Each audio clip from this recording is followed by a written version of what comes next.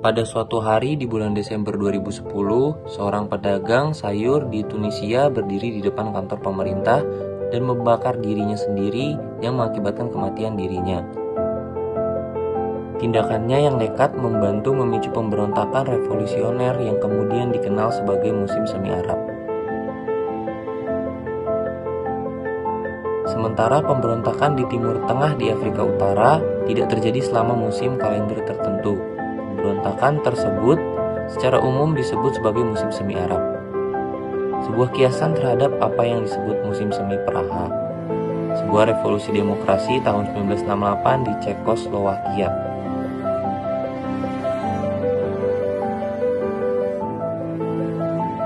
Dari sewaktu musim semi Arab dimulai di Tunisia, sebuah negara yang telah berada di bawah kekuasaan Presiden Zine El Abidine Ben Ali yang diduga korup dan otoriter selama lebih dari 2 dekade. Pada tanggal 17 Desember 2010, seorang pedagang kelas pekerja bernama Mohamed Bouazizi didekati oleh otoritas Tunisia tentang gerobaknya yang tidak berizin. Dia menawarkan untuk membayar denda, tetapi sayurannya malah disita dan dia dipermalukan di depan umum oleh polisi. Kemudian makin parah masalahnya, pejabat setempat menolak mendengarkan pengaduan pelecehan. Dalam protes singkat, Bouazizi berdiri di depan kantor gubernur setempat dan membakar dirinya sendiri. Ia meninggal akibat luka-lukanya pada tanggal 4 Januari.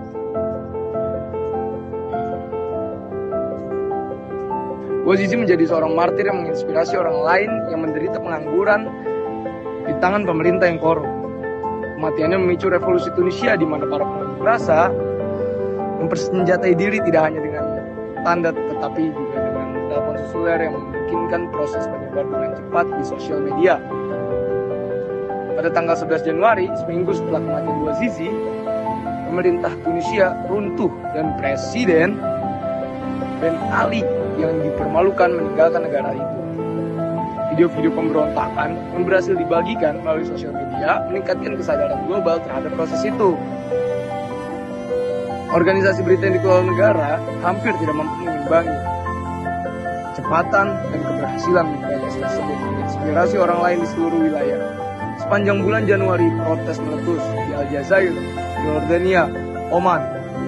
Pada tanggal 25 Januari, gerakan ini mencapai Mesir, diikuti Syria, Yaman, Irak, Libya, dan beberapa negara lainnya.